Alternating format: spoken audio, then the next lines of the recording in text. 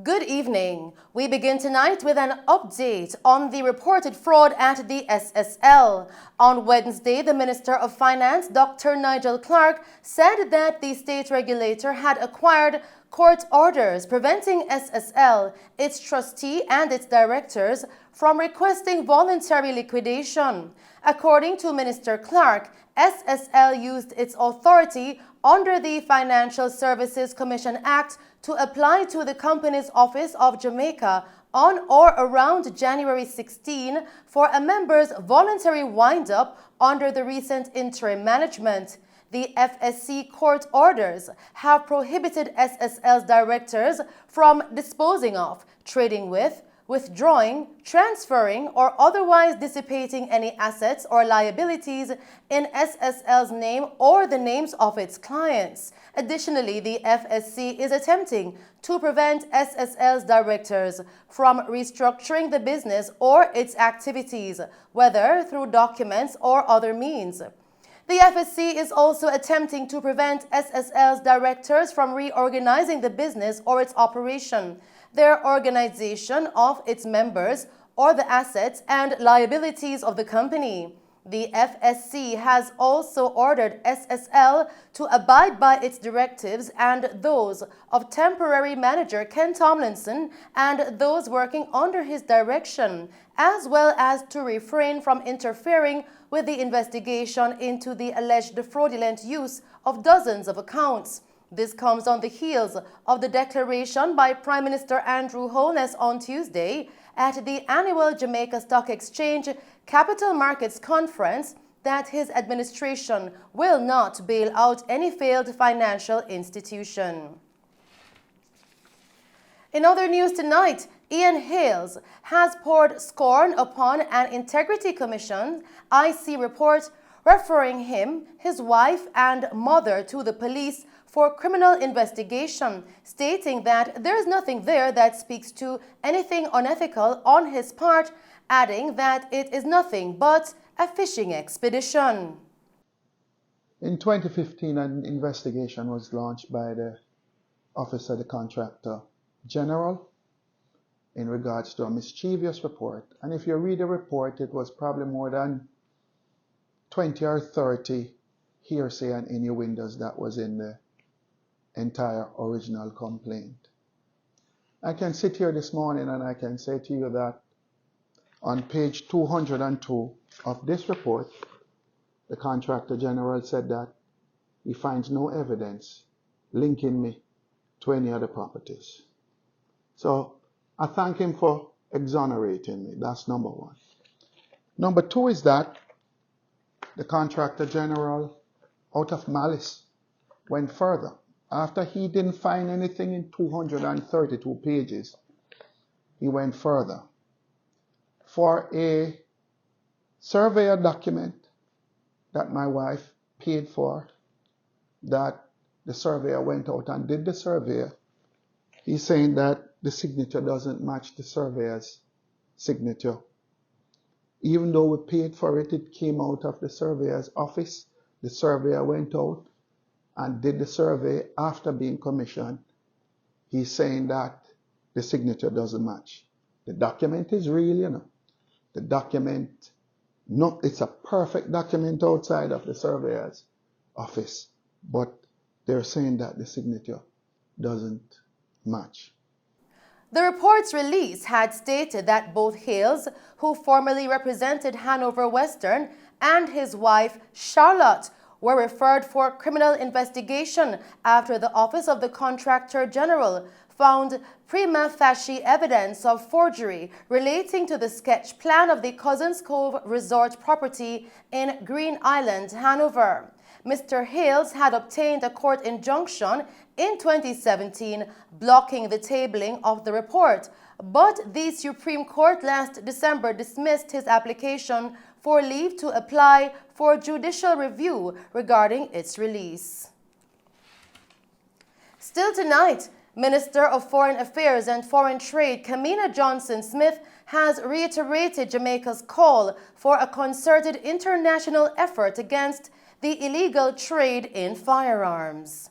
Johnson Smith was representing Prime Minister Holness at the Summit of the Heads of State and Government of the Community of Latin American and Caribbean States (CELAC) in Buenos Aires on January 24.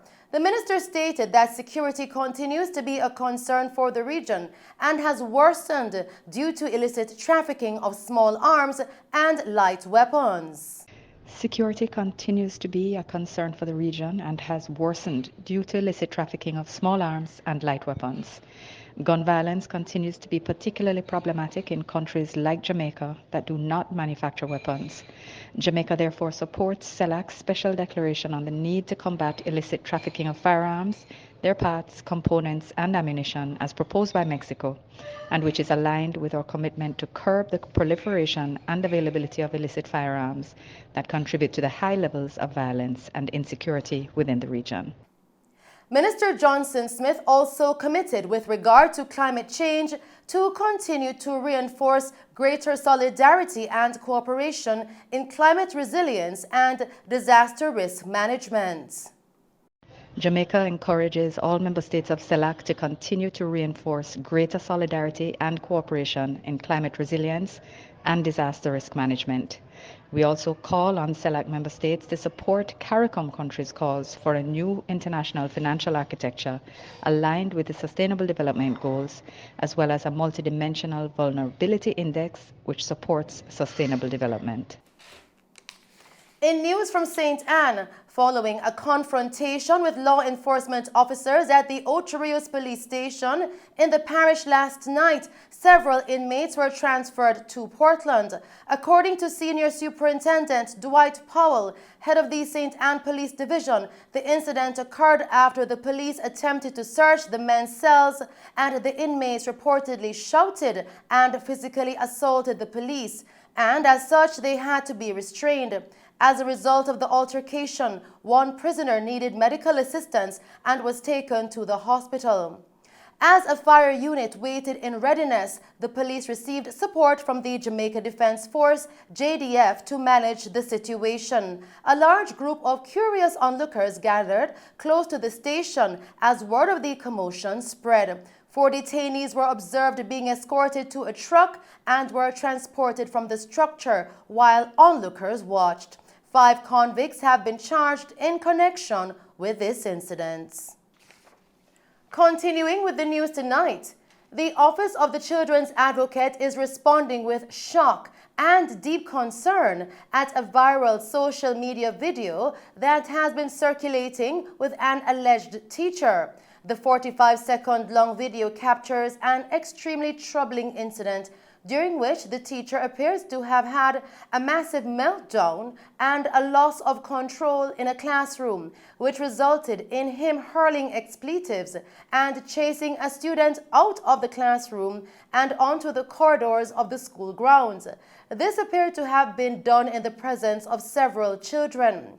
The Minister of Education and Youth, Favour Williams, has criticized the behavior of the teacher at Newell High School in St. Elizabeth, who was seen on the video, as being unprofessional and inexcusable, and that such conduct undermines the integrity of the teaching profession. The minister stated that an urgent meeting of the school's board has been scheduled for tomorrow to discuss the teacher's behavior. Minister Williams further stated that students will receive counseling and psychotherapy to help them deal with the trauma brought on by the threats of violence and verbal abuse they were subjected to. And students should feel protected, safe, and trust the persons responsible for their well-being while at school. She further mentioned that the teacher needed to attend therapy sessions. Still making Mello TV news tonight, a 12-year-old was burned to death at a home on Gilchrist Street in Rollington town today. The deceased has been identified as Leah Hugh. Distraught father, Tony, said he would not leave until his daughter was taken from the burnt premises. My little daughter just burned up in the house in the sun. But I not even know what to say. I don't have my house and hear her mother call me and tell me, say, little girl, burn up in the house and I have to come. And I come right a while ago and I come. And she that in the house and I not leave till she come out of the house. You understand? I love me pity them. You understand? I save my them I get. I'm gonna left them out an inch, work hard, and myself fish you mind them. Virgin. And the end of the day, this me see with my little daughter. Oh God, oh God. How old is she? She had 11 and go to 12. My little daughter. She go to school up at Orange, up at King Street, up at St. Thomas. See, she not even know a virgin. What are you hearing as to how the fire Me, started? boy, me can't tell you, I can't write you know how I see this look carelessness. Because I can't talk. Because I don't know how it started or nothing. It's all me hear, me look at that, dead in there. So she was alone inside See, that time? I can't tell you nothing because guess what? Right now, I don't have nothing to say because guess what? I can't say if she alone did it in them and her mother called me because she wouldn't live with her. So when your mother called, where was the mother? Where's the mother? She did their work too. You understand? So she called me anyway, you care for your pitney, I have to move same time and come up here. I'm going to come up and come see me pitney in the house. Them not take her here, them she in there and she don't come out. I'm not leave to me see her. What's her name? Alia. Alia what? Alia you. And my name is Anthony you. Jesus Christ. Member of Parliament Philip Polwell stated that he was there to give support. They were doing special assignments at Kingston Senior, so she was out of school legitimately today, and it appears as if the fire occurred while she might have been resting. And I suspect also that while resting, she was engulfed in the smoke, and that has led to her perishing in the fire. It is really quite tragic. Her mother is on the scene. We are here. We are awaiting the police division to process the crime scene as it is being regarded.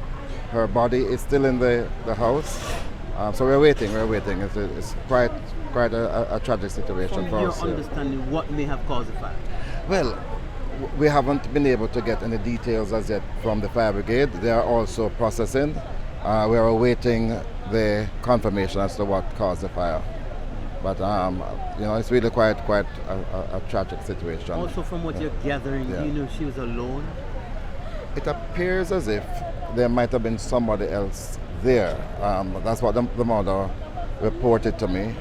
The mother also said that that person might have exited the building just at the start of the fire. But again, we don't know the Without details. knowledge of knowing that the child was there, do you know? Right. It appears not. The mother is actually here. She's very distraught, and we are here to give support. I'm very happy that Councillor Dobson is here, but also the mayor of the KCC is also here. My understanding is that the mother works at the KCC. In other news tonight, Mayor of Savannah Lamar and Chairman of the Westmoreland Municipal Corporation, Bertel Moore, has sent a warning to squatters that there needs to be a submission of plan to the municipal corporation and there will be zero tolerance towards squatters within the parish. There are several illegal buildings over there.